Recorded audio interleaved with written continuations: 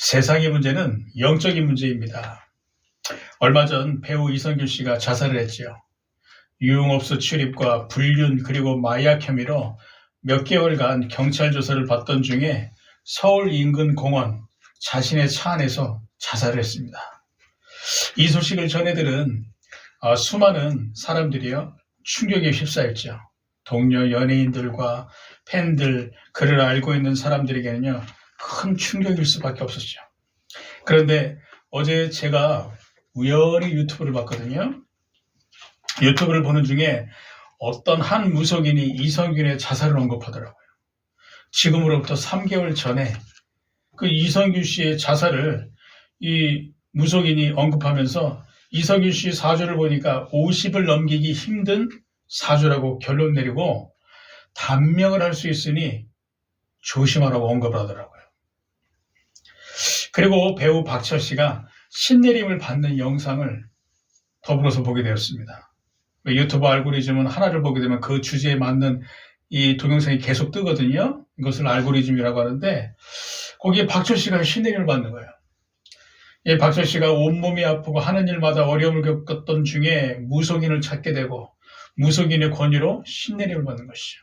그런데 구술을 하던 중에 박철 씨 몸 안에서 제2의, 제3의, 제4의 영적 존재들이 나타나가지고 말을 하는 거 있죠. 그리고 구술하고 난 다음에 이 박철 씨가 하는 말이 내 몸이 너무 가벼워졌다고, 몸이 치유받는 것 같다고 이런 고백을 하더라고. 그러면서 자기가 어려서부터 지금까지 복숭아를 먹지 못했는데 복숭아를 갖고 와보라고, 이걸 먹을 수 있을 것 같다고. 복숭아 통조림을 사와가지고 그걸 뜯어서 복숭아를 먹는데 이분이 너무 맛있게 먹는 거예요. 박철 씨와 자기가 어려서부터 복숭아 알레르기가 있어가지고요. 복숭아를 먹게 되면 혓바닥부터 가렵다는 거예요. 그리고 온몸이 뻘개지고 온몸에 가려움증이 생겨가지고 자기는 지금까지 어려서부터 복숭아를 먹어본 적이 없다는 거예요. 그런데 구술하고 하던 중에 이 복숭아 동자귀신이라고 하는 이 존재가 드러나가지고요.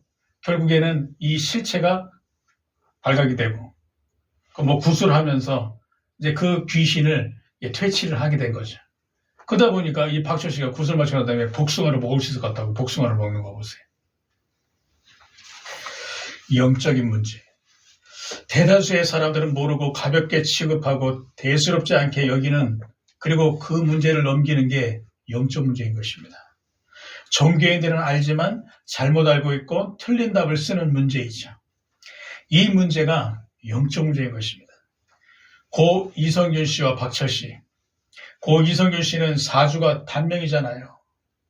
한 가문과 한 개인에게 역사하는 귀신이 그를 자살로 몰아가 버린 것입니다. 그가 마약을 할 수밖에 없고 불륜에 그리고 협박을 통하여서 결국 자살할 수밖에 없도록 모든 일들을 계획하고 진행했던 게 사실상 귀신의 역사라. 그 귀신의 역사를 통해서요, 고 이성균 씨가 자살할 수밖에 없는 사주의 운명에 잡혀서 결국에는 자살할 수밖에 없었던 것입니다. 영적인 문제.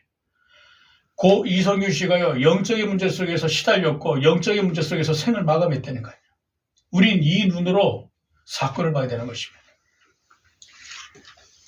우리도 모르게 마음이 우울하고 외롭고 허무할 수 있습니다. 그런데 이 마음의 상태가 지속된다면 이것은 다른 얘기거든요. 이게 매일 지속된다면 그것은요, 귀신 역사입니다. 세상에는 성령의 역사, 귀신의 역사 두 가지밖에 없어요. 왜? 영적인 것은 정해져 있으니까. 그런데 우리의 마음이 늘 허무하고 우울하고 이런 마음이 지속된다면요, 이것은 바로 귀신의 역사일 수밖에 없는 것입니다.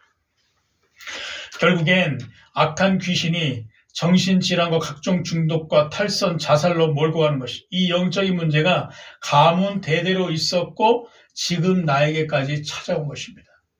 그래서 이성균 씨가요, 자살할 수밖에 없었고 지금도 정신질환으로 고통받고 있는 사람들이 영적인 문제 속에서 내가 지금 시달리고 있다는 사실을 보고 빨리 깨달아야 되는 것입니다. 박철 씨가 신내림 이후에 하는 말, 자신은 미신이나 샤머니즘을 믿지 않았던 사람인데 놀랍다고 말하는 거예요. 신대림 구술한 다음에 와 진짜 이게 뭔가가 있다고. 불신자들 대다수가 영적 세계를 모르잖아요. 그러니 영적 사실을 믿지 않고 본인이 귀신 들려 있고 귀신으로부터 온 영적 문제로 고통받고 있는데도 모르는 것입니다. 당하고 있는 거예요. 지금은 우리 가문이 기독교 가문이지만요. 과거 우상 숭배할 때 제가 영적 문제로 고통을 받아봤거든요. 저는 고등학생 때 어느 날 이 귀신이 가위 눌림으로 저에게 1년 동안 찾아오는 거예요. 매일마다 정해진 시간에. 저는 영적인 문제 속에서 고통을 받아봤잖아요. 저도 그래서 알거든요. 영적인 세계를 알고 영적 사실을 압니다. 그러니 매스컴을 통해서 과거 종교인들과 무속인들이 겪었던 영적인 문제들과 지금도 고통받고 있는 자들을 보면서 영적인 문제를요 더욱더 인정하게 된 것입니다. 알고 깨닫게 되는 순간부터 영적인 문제는요 끝나는 것입니다. 성경은 말씀하고 있습니다. 에베소 2장 2절에 보니까 그때에 너희가 그 가운데 행하여 공중권세 잡은 자를 따랐으니 지금의 불순종의 아들들 가운데 역사하는 영이라. 공중권세 잡은 자, 즉 사탄 마귀가 세상을 사로잡고 역사하고 있다는 것입니다.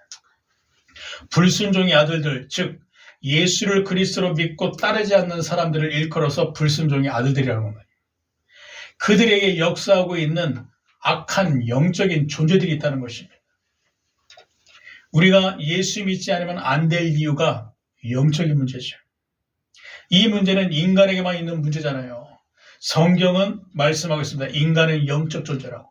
창세기 1장 27절에 보니까 하나님이 천지만물을 창조하시고 인간을 창조하실 때 인간만 하나님의 형상으로 창조하셨다. 이 말은 무엇이죠?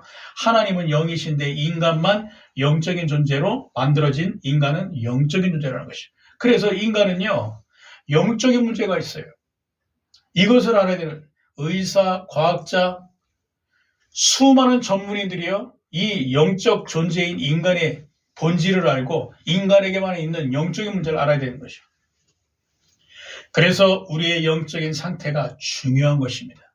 성령이 내주, 인도, 충만하시는 영적 상태냐, 아니면 악령이 내주, 인도, 역사하는 영적 상태냐. 얼마나 중요한지 모릅니다. 우리의 영적 상태가. 구원받지 못한 자들과 종교인들에게 찾아오는 모든 문제의 원인이 악령이 내주, 인도, 역사하는 영적 상태이기 때문에 그럴 수밖에 없잖아요. 그래서 각종 질환자들이 기하급수적으로 발생하고 있고 의학과 과학은 발전하고 있는데 육신적으로 고통받고 있는 사람들은요 나날이 증가하고 있습니다. 그리고 자살, 각종 범죄가 난무할 수밖에 없는 것이죠. 구원받지 못한 자들과 종교인들에게 찾아오는 모든 문제의 원인이 악령이 내주, 인도, 역사하는 영적 상태이기 때문에. 그리고 이 영적인 문제로 갈급한 자들이요 지푸라기라도 잡고 싶은 심정으로 이단과 사이비 단체에 찾아가는 거예요. 얼마나 안타까운 일들이 계속 거듭 반복되고 있는 것입니까? 반면에 구원받은 자의 영적 상태는 성령이 내주, 할렐루야, 성령이 내주하시는 상태니까요. 요한복음 14장에 보니까 예수께서 말씀하시는 내가 아버지께 구하겠으니 그가 또 다른 보혜사를 보낼 것이요 그는 진리의 영이라. 그가 너희 속에 계시겠고 영원히 너희와 함께 계시리라. 성령이 우리 속에 계시겠고요 영원히 우리와 함께 하시겠다는 것입니다. 할렐루야. 구원받은 자의 영적 상태는요 성령이 내주하시는 상태인 것입니다. 그래서 구원받은 자는요 성령의 인도와 충만함을 받으면 되는 것입니다. 매주마다 교회에서 예배, 말씀, 기도를 통해서 성령의 인도, 충만을 받는 것이죠. 할렐루야. 그래서 우리가 예배드리고 그래서 예배 때 말씀을 듣고 예배 때 받은 말씀을 가지고 또 한 주간 기도하는 이유가 바로 여기는 성령의 인도와 충만함을 받기 위해서. 개인이 혼자 있을 때는요 예배, 말씀, 기도를 통해서 성령의 인도와 충만함을 받는 것입니다. 이것을 두고 신앙사회라는 것이죠. 예수를 믿고 따르며 섬기는 신앙을 중심으로 삶의 방향을 맞춰가는 것이 신앙생활이라고 하는 것입니다. 예배 시간은 영적인 축복이 내게 임하는 시간.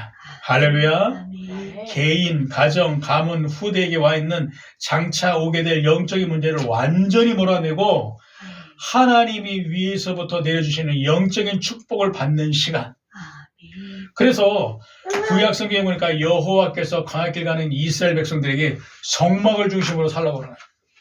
텐트도 성막을 향해서 바라보게끔 동서남북으로 텐트를 치라. 문도 성막을 향해서. 이건 무엇일까? 예배 중심으로 살아야 돼. 그래서 하나님 주시는 영적인 큰 축복을 받아라. 아멘. 말씀의 시간, 성삼위 하나님을 알아가고 내가 받은 구원에 더욱더 확고히 서며 영적인 문제 속에 있었던 내 각인이 뒤바뀌는 시간이 말씀의 시간인 것입니다. 그래서 다윗은요, 주의 말씀은 내 발의 등이요 내 길의 빛이시니이다 라고 고백하지 않았습니까? 다윗이 중요한 걸 본 것이 말씀의 시간, 기도의 시간은 성령의 충만함과 내게 있는 영적인 문제를 치유하고 할렐루야, 영적인 문제를 이기며 영적인 힘을 얻는 시간이 바로 기도의 시간인 것입니다. 아멘. 그래서 초대교회와 사도들과 바울이 시간을 정해서 기도를 하고 무시로 기도했었던 이유가 여기 있었던 것이죠. 저는 지금도 잊을 수 없는 기억이 있습니다. 제가 처음으로 예수가 그리스도 사실을 알고 영적인 세계에 눈을 뜨고 영적인 사실을 믿게 되면서요, 예배를 드리는데 예배 때 그 감격을 저는 잊을 수가 없어요. 와, 지금 내가 드린 이 예배 때 하늘문이 열리는 시간이구나.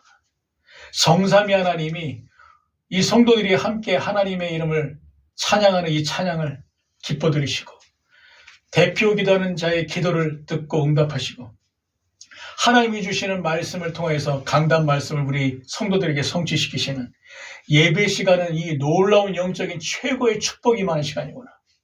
아멘.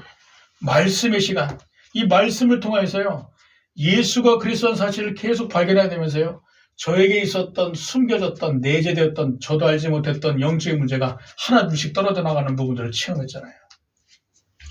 기도를 통해서 하나님의 살아계신 그 역사를 제가 체험하는 거예요. 대다수의 종교인들이 영적인 생활을 통해서 기도를 하잖아요. 그것이 무엇입니까? 악령의 충만을 받는 시간이에요. 그 시간을 통해서 능력을 받아서 사람들도 치유하고 예언도 하고 막 하잖아요. 그런데 구원받은 우리는 어떠죠? 성령의 충만을 받는 시간. 제가 알았던 기도는 어렵고 힘들고 답답하고 해야 되는, 그러나 기도가 안 됐던 이 기도가 저에게는 너무너무 부담이 됐었는데, 예수가 그래서 사실을 알고 깨닫게 된 이후부터요, 영적인 세계를 알고 영적 사실을 인정하고 믿어지기 시작하니까 기도가 얼마나 되어지기 시작하는지, 기도가 얼마나 힘이 나는지 저는 이것을요 잊을 수가 없습니다. 우리 개인과 교회가 세상에 알 수도 없고 막을 수도 없는 영적인 문제를 막을 수 있는 것입니다. 할렐루야. 우리 개인과 교회가 세상이 절대로 치유할 수 없는 영적인 문제를 치유할 수 있는 것입니다. 우리 개인과 교회가 후대에게 찾아올 영적인 문제를 완전히 몰아낼 수 있는 것입니다. 그래서 하나님이 우리를 부르신 것입니다. 이것을 두고 소명이라고 하신 것이죠. 하나님이 우리에게 이 일을 맡기신 것입니다. 이것을 두고 사명이라고 하고요. 하나님이 하늘의 명령을 우리에게 내려주신 것입니다. 이것을 일컬어 천명이라는 것이죠. 세상에 일어나고 있는 수많은 문제의 근본인 영적인 문제를 예수가 그리스도라는 복음을 가진 자만이 막을 수 있고 해결할 수 있고 완전히 몰아낼 수 있기 때문에 우리에게 소명, 사명, 천명을 주신 것입니다. 그래서 우리가 살아가게 될 이유, 우리가 하나님으로부터 응답과 축복을 받을 이유, 우리가 교회를 세우고 교회와 함께 인도받아야 될 이유가 여기 있는 것이죠. 우리는 세상의 영적인 문제를 막고 예수가 그리스도시라는 복음을 증거해야 되는 것이기 때문에 우리 개인과 교회는 지금 전 세계 곳곳에 일어나고 있는 영적인 문제를 막을 소명, 사명, 천명을 감당해야 되니까 이 정체성 속에서 우리가 살아갈 때 한 번뿐인 우리의 인생은요 가장 가치 있는 인생이 되는 것입니다. 우리에게 하나님은 참된 응답과 증거를 주시며 교회들이 영적인 눈이 어두워 영적인 문제를 막을 수 없는 이 시대에 교회가 참 교회다워질 수 있는 것이죠. 우리 개인과 교회는 지금 전 세계 곳곳에 일어나고 있는 영적인 문제를 막을 하나님의 소명, 사명, 천명을 받았다. 그래서 하나님은 여러분을 통해 놀라운 하나님의 뜻과 놀라운 하나님의 계획을 성취하실 것을 믿으시기 바랍니다. 아멘. 오늘 우리가 함께 본 마태복음 26장은요, 고난의 장이라고 합니다. 마태복음 26장부터 27장은 예수께서 예루살렘에 입성하시고 십자가에서 죽으시기까지의 고난에 대해서 상세하게 기록한 것이라 해서 고난의 장이라고 하죠. 오늘 성경 본문은 예수님의 십자가 죽음에 대하여 미리 언급하고 있는 것입니다. 6절입니다. 예수께서 배달이 나병한 자 시몬의 집에 계실 때 한 여자가 매우 귀한 향후 한 옥합을 가지고 나와서 식사하시는 예수의 머리에 부으니 제자들이 보고 분개하여 이르되 무슨 의도로 이것을 허비하느냐? 이것을 비싼 값에 팔아 가난한 자들에게 줄 수 있었겠도다 하거늘 이라고 말하죠. 그리스도 중심의 신앙인이 되라는 것입니다. 신앙인이란 쉽게 말해서 신을 믿고 섬기는 사람이죠. 저는 어머님께 최고의 효도를 했습니다. 그것은 뭐냐? 어머니에게 예수가 그리스도로 복음을 증거해서 어머니에게 구원을 전달할 수 있는 하나님의 선물을 어머니에게 전했기 때문에 저는 어머니에게 최고의 효도를 했다니까요. 아멘. 그 이후에 어머니께서요, 기도를 하시면서 가문을 지킬 영적인 파수꾼으로 기도를 하시는 게 얼마나 제가 참 기쁘고 감사하든지. 어머니의 기도로요, 저는 어머니에게 조금 이 하나님의 선물을 전달하면서 효도를 했을 뿐인데 그 선물이 저에게는 큰 선물로 돌아오는 거죠. 매일마다 우리 어머니가 하루에 3번씩 저와 저의 가정과 저의 후대를 위해서 기도해 주고 계시잖아요. 하나님을 믿는 참된 신앙인으로 우리 어머니를 하나님이 완전히 뒤바꿔버려요. 아멘. 저는 그래서 어머니 볼 때마다 얼마나 기쁘고 감사한지 모릅니다. 예수를 믿고 하나님을 섬기는 신앙인들은요, 반드시 그리스도 중심의 신앙인이 되어야 하는 것입니다. 그리스도 중심이란 내 삶의 모든 것이 그리스도를 위하는 것이죠. 부모가 자식을 갖고 또 아이가 태어나게 되면 아이를 위해서 살아가잖아요. 하루의 스케줄도 아이 중심으로, 또 남은 인생을 아이를 중심으로 해가지고 인생을 계획하지 않습니까? 우리도 예수 그리스도를 통해서 구원을 받았으면 우리의 신앙생활은 그리스도 중심이 되어야 되고요. 그리스도를 위하여서 신앙생활을 해야 되는 것입니다. 내가 가진 모든 것을 가지고 그리스도를 위하는 것이죠. 내가 가진 건강, 부, 명예, 가정, 후대, 인생, 미래 싹 다 그리스도를 위하여. 아멘. 우리 어머니의 소원은 버젓한 교회당을 우리 후대들에게 남기는 것이 우리 어머니의 소원입니다. 이는 어머니의 가진 모든 것을 그리스도를 위하여 헌신하겠다는 것이죠. 아멘. 저는 그 의미가 담겨 있는 것이 어머니의 소원이라는 것을 알기 때문에요. 우리 어머니가 참 존경스럽습니다. 요즘 신앙인은 많은데 그리스도 중심의 신앙인을 찾아보기 힘든 때입니다. 대다수의 신앙인이 개척교회보다 대형교회를 선호하잖아요. 왜죠? 개척교회 가게 되면 내가 할 일이 많고 헌신이 될 게 많으니까. 그래서 개척교회 다니기보다는요, 오히려 대형교회 가가지고 편안하게 예배드리고 오길, 또 헌신하는 걸 꺼리는 사람들이 대형교회를 선호하고 있다 이거예요. 우리 옛날에 1990년대만 하더라도 개척교회 가가지고 개척교회를 섬기고 목사님을 섬기는 것이, 또 교회를 하나하나 세워져 나가는 것이 얼마나 기쁘고 보람 있고 의미 있는 일인지에 대한 부분들을 가지고 사람들이 이 개척교회를 섬기는데 중점을 두었습니까? 그 덕에 지금 우리나라에 많은 교회들이 세워졌잖아요. 그런데 지금 대부분의 신자들이 아니란 신앙생활을 하고 있는 거죠. 대형교회 가가지고요, 그냥 자기중심적인 신앙생활 하는데 급급하고 있어요. 신앙생활 하는데 허덕허덕거리면서 신앙생활 하고 있대요. 대다수의 목회자들은 교회와 성도를 자기의 소유물로 여기며 겉으로는 그리스도를 위하는 것 같으나 속으로는 자신의 배만 채울 줄 아는 안타까운 현실. 한마디로 참 목자가 부족하다는 것이죠. 예수를 믿고 하나님을 섬기는 신앙인들은 반드시 그리스도 중심의 신앙인이 되어야 하는 것입니다.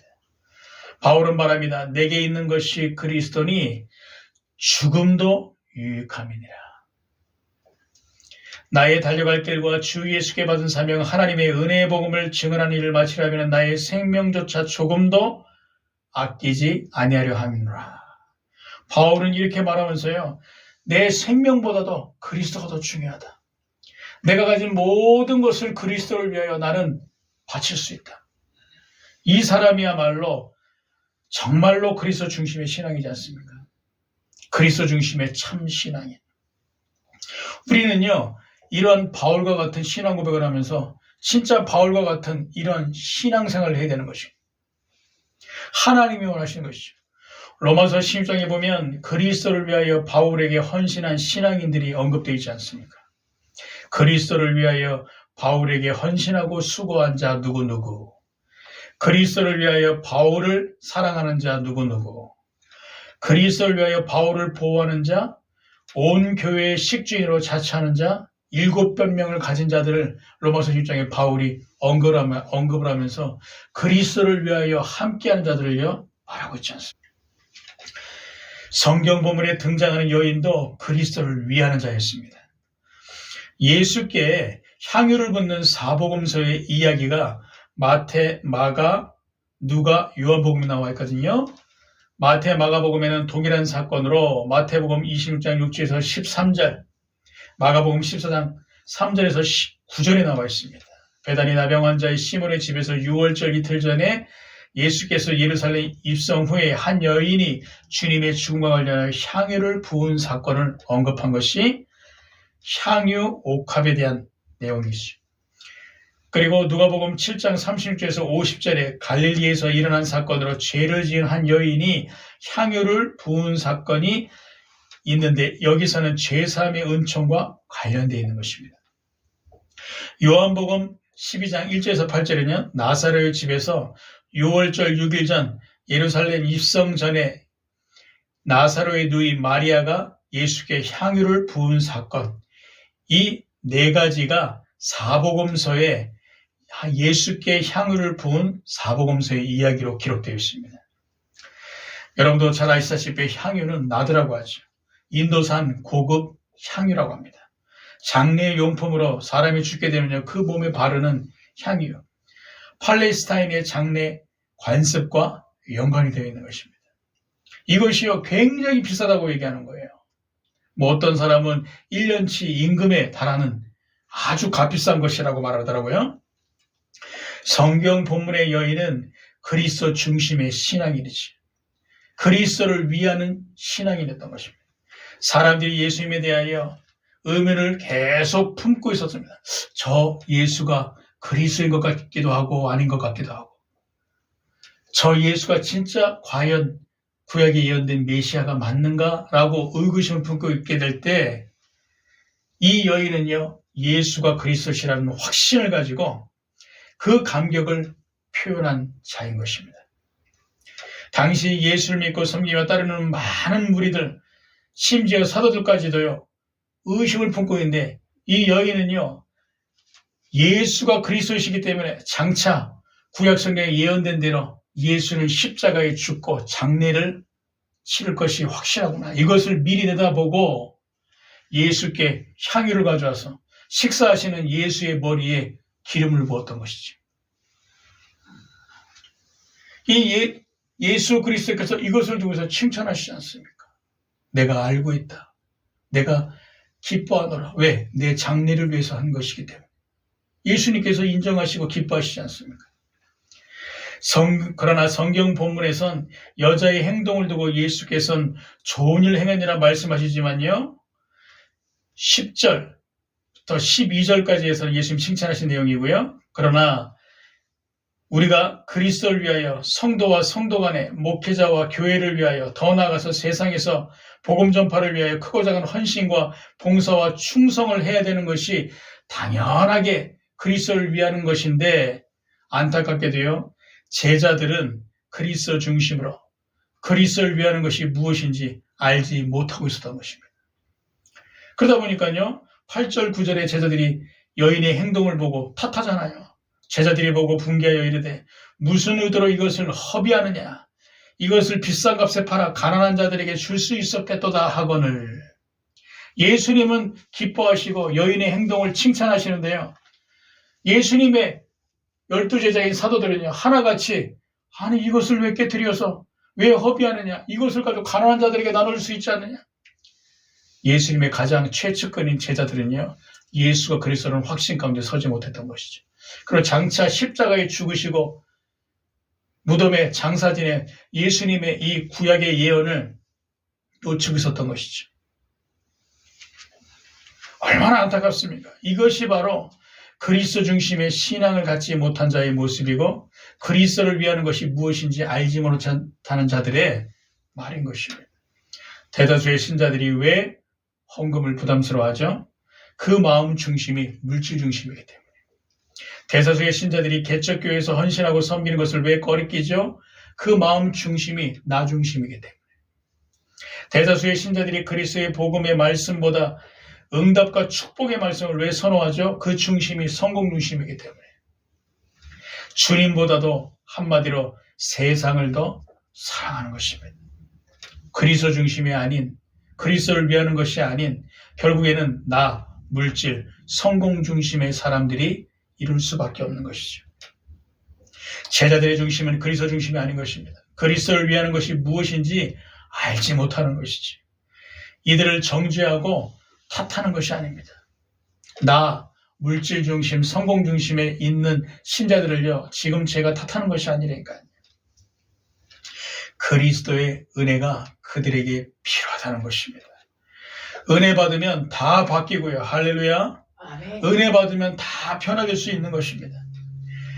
그래서 그리스도의 은혜를 받아야 하는 것입니다. 그러면 그리스도 중심의 참 신앙인으로 거듭나게 되는 것이죠. 요한복음 21장에 보니까 예수님의 수제였던 베드로가 예수님이 십자가에 못 박히신 걸 보고 과거로 돌아가 버리잖아요. 다시 물고기 잡으러 가지 않습니까? 그때 예수께서 찾아오셔서 베드로에게 은혜를 베풀으시잖아요. 요한의 아들 시몬아, 네가 나를 사랑하느냐? 네가 나를 사랑하느냐? 나를 사랑하느냐? 3번 질문하게 될 때 베드로가 그리스도의 은혜를 받고 주여 내가 주님을 사랑하신지 주님이 아시나이다. 그때 주님이 내 양을 치라, 내 양을 먹이라 3번 말씀하시지 않습니까? 베드로가 그 은혜를 받고요. 다시 감람산에 모여서 예수가 그리스도라는 사실을 깨닫고 부활의 증인으로 초대교회와 예루살렘과 온 유대 사마리아에 복음 증거하는 복음 증인의 어마어마한 쓰임받지 않습니까? 은혜 받으면요. 참 신앙인으로 그리스도 중심의 참 신앙인으로 거듭나게 됐다니까요. 할렐루야. 아멘. 천하의 박해자여 핍박자였던 예수를 잡아 죽이는 바울이 어느 날 다메섹 도상에서 예수 그리스도를 만나 은혜를 체험하잖아요. 바울아 바울아 네가 어찌하여 나를 사울아 사울아 네가 나를 어찌하여 핍박하느냐. 주여 니시니까 나는 네가 핍박하는 예수라. 그때 바울이 완전히 뒤집어지잖아요. 십자가에 죽은 예수가 다시 살아서 나에게 찾아온다니. 그리스도가 아니고서는 있을 수 없는 일이거든요. 성경은 그리스도가 십자가에 죽으시고 반드시 사흘 만에 부활하실 것이다.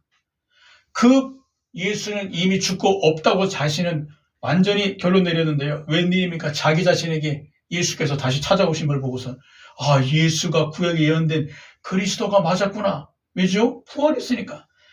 부활해서 나에게 다시 찾아왔으니까. 그 그리스도의 은혜를 만나게 되니까 천하의 핍박자와 박해자가 예수를 위하여 핍박을 당하고 박해를 받으며 결국에는 순교까지 하는 세계복음화의 증인으로 서지 않습니까? 할렐루야. 그리고 오늘 성경 본문에 등장하는 여인도 그리스도의 은혜를 받은 자인 것입니다. 누가복음 8장에 나오지요. 막달라 마리아로 마르다의 여동생이 이 여인이고요. 나사로의 누나가 이 여인인 것입니다. 이 여인은 7 귀신에게 시달렸던 자리니까요. 여러분 무속인들이 얼마나 그 귀신에게 시달리면 무속인 되지 않으려고 그렇게 이악 물고 버티다가 결국에는요 무병을 견디지 못하고 신받아들이는 거 보세요. 다른 사람이 볼 수 없는 영적인 세계가 보이는 거예요. 그럼 어떻게 제정신으로 살아갈 수 있겠습니까? 정상적으로 삶을 살아갈 수 있겠어요? 무속인들이 이 귀신에게 들려서 귀신에게 시달리다 보니까 그럴 수밖에 없는 것이죠. 7 귀신 들렸던 오늘 성경 본문의 이 여인도 7 귀신에게 시달리다 보니까요, 삶이 지옥 같은 거예요. 그런데 어느 날 예수 그리스도께서 이 여인에게 찾아오셔서 이 여인을 사로잡고 있었던 7 귀신을 몰아내 주시잖아요. 그래서 이 여인이 귀신에게서 완전히 치유받고 영적 문제에서 해방을 받는 거예요. 그 이후로 이 여인은 예수가 구약에 예언된 그리스도가 맞구나 확인을 한 것이죠. 그때부터 이 여인은요, 예수의 추종자가 되는 것입니다. 예수님의 중요한 순간순간마다 이 여인은 함께 했다는 거예요. 우리가 함께 보지 못했지만 예수님의 십자가 처형을 당하실 때도요, 이 여인은 그 자리에 있었습니다. 제자들은 다 도망가는데요, 이 여인은 그 자리를 지켰다는 거예요. 그리스도 중심의 참 신앙인, 그리스도를 위하는 자가 바로 이 여인이라. 그리고 예수께서 장례를 치르시는 그 무덤에 찾아갔던 여인이 있는데 그 여인 중에 한 사람이 이 여인이라. 그리고 초대교회의 핵심 멤버로, 그리고 전도자들을 도왔던 귀한 하나님의 사람이 바로 이 여인. 이 여인이 그리스도의 은혜를 받은 것입니다. 그러니까 귀신 들려서 고통받고 자기의 삶도 온전히 계획할 수 없었던 여인이 그리스도의 은혜를 받게 되니까요, 그리스도를 위하는 자로 뒤바뀌지 않습니까? 할렐루야. 누구든지 그리스도의 은혜를 받기면 바뀔 수 있습니다.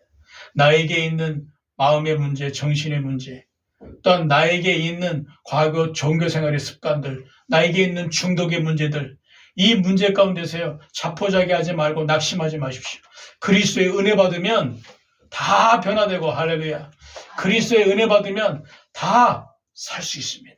그래서 이 여인은 그리스도의 은혜를 받고 거듭난 것이지요. 그리스도의 은혜를 받으니까 그리스도 중심의 참 신앙인으로서 거듭나게 되는 것. 그래서 그들이 하나님의 큰 일을 행하며 하나님의 큰 뜻을 이뤘잖아요. 그러므로 그리스도 중심의 참 신앙인이 되어야 하는 것입니다. 그리고 그리스도 중심의 참 신앙인이 그리스도를 위하여 행하는 크고 작은 모든 일들은 반드시 후대들에게 기념비적으로 영원히 남게 되는 것입니다. 예수께서 말씀했습니다. 13절이죠. 내가 진실로 너에게 이르노니 온 천하에 어디서든지 이 복음이 전파되는 곳에서는 이 여자가 행한 일도 말하여 그를 기억하리라 하시니라. 한 여인의 한 크다면 크고 작다면 작은 이 헌신이요, 예수께서 말씀하시잖아요. 온 천하에 어디서든지 이 복음이 전파되는 곳에서는 이 여인의 일을 말하게 될 것이다. 그를 기억하게 될 것이다. 기념비적으로 남게 된다는 것이지. 이는 우리가 그리스도를 위하여 행하는 크고 작은 모든 일들은 반드시 후대들에게 기념비적으로 영원히 남겨질 것이라는 의미가 담겨져 있는 것입니다. 그리스도를 위하여 헌신하는 한 사람으로 인해 교회가 세워지고 제자가 세워지며 언약의 후대가 남겨지는 것, 그리고 이 축복이 천대에 이르도록 후대들에게 기념비적으로 영원히 그 업적이 남겨지는 것이죠. 그래서 그리스도 중심의 참 신앙인의 그리스도를 위하여 행하는 크고 작은 모든 헌신은 반드시 후대들에게 영원히 남을 기념비적으로 남겨지게 될 것이다. 그래서 우리가 그리스도를 위하여 살아가는 자가 되어야 되는 것입니다. 그리스도를 위하여 교회를 세우고, 할렐루야. 그리스도를 위하여 제자를 세우고, 할렐루야. 다른 사람이 알아주든 안 알아주든 상관없이 그리스도를 위하여서 내가 하나님 앞에 서며 주의 귀한 사명을 감당하는 이 성경 본문에 등장하는 한 여인 막달라 마리아와 같은 저와 여러분이 되시길 주의 이름으로 축복드리겠습니다. 결론입니다. 2023년도 한 해를 마무리하는 주일입니다. 오늘 우리가 함께 나눴듯이 그리스도를 위하여 라는 언약을 붙잡고 한 해를 잘 마무리하시고 새해에도 변함없이 그리스도를 위하여 믿음으로 전진하며 나아가시는 여러분이 되시길 주님의 이름으로 축복드리며 기도하겠습니다. 하나님, 오늘 주신 언약을 붙잡고 한 해를 잘 마무리하게 하시고 2024년도 한 해를 기쁨으로 영접해 하옵소서. 예수 그리스도의 이름으로 기도드리옵나이다. 아멘.